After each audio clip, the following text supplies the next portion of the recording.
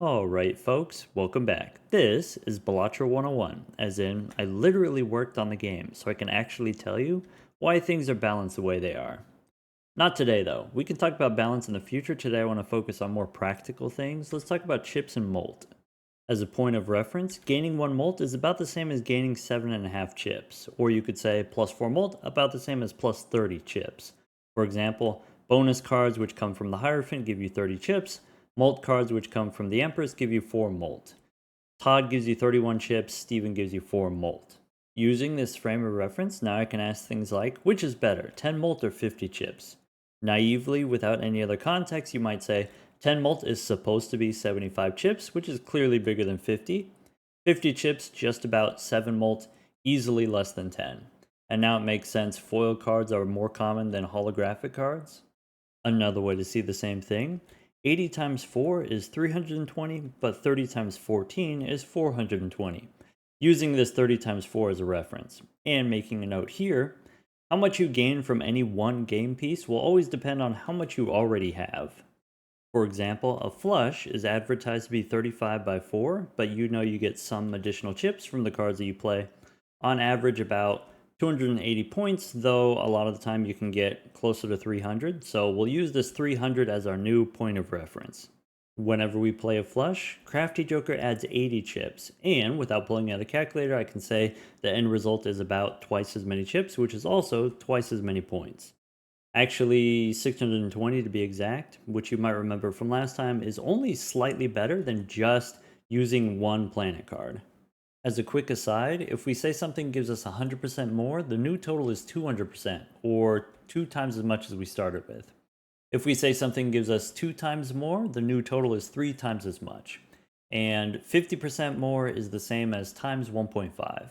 Now, going back to the previous example, what if Droll Joker gives us molt instead of chips? Again, not reaching for the calculator, we can say plus 10 is at least 2 times more than 4, so the final result should be at least 3 times as much. Actually, it's 1050, which is 3.5 times what we started with. Anyway, it seems like we get more benefit from these molt jokers instead of chips jokers, at least early on, in the first 2 antes with these level 1 poker hands. The question is why? Obviously we did these calculations, but what's going on intuitively? It's because your cards themselves give you chips already. The 75 times 4, that has more chips than the standard 30 chips to 4 molt ratio. I like to think of it in terms of covering your deficiencies. If I already have chips, I don't need more chips. What I'm missing is I need molt. To summarize, jokers and other game pieces are generally balanced around this 30 to 4 ratio. Without jokers, your poker hands and the cards included will give you chips, but not a lot of molt. So plus molt effects will give you the thing that you're missing, at least early on. Which begs the question, at what point do I start looking for chips, and where should I be looking?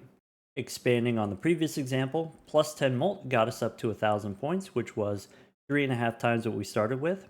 Another 15 molt from something like Glutinous Joker takes us up to 2,000, which is a lot more than 300, but only twice as much as 1,000.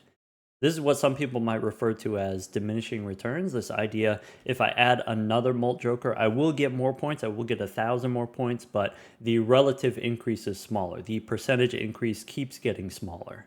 In practice, it looks like this. I've got 2 molt jokers plus 1 more, and that third molt joker is only 50% more than just having 2. Whereas if I add a chips joker, the chips joker is 100% more chips. So swapping out a molt joker for a chips joker, that increases my score without having to sacrifice my value generators. Whenever I make a change like this, I think about how much I scored in the previous round. I noticed my flush was about 3,000 points, so if I sell one of my 3 molt jokers, I'm left with 2 out of the 3. If I pick up a joker that's going to double my chips, that'll double my score. And now, I don't need to know exactly how much 155 times 29 is to know that it should be at least 4,000. Obviously, you'll have the most success if you get used to doing these quick and dirty approximations constantly, but I'll give you a shortcut as well. In the beginning, the most important thing is finding your first molt joker. On top of that, you can add a chips joker or another molt joker. The end result is the same. Just keeping in mind, you will have diminishing returns on these additive bonuses. So the end game is going to be finding as many X molt jokers as you can. A times 3 is always a times 3.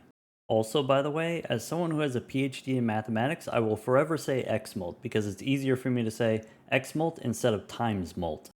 Anyway, there's plenty of nuance here to discuss in the future, but for now, practice your math.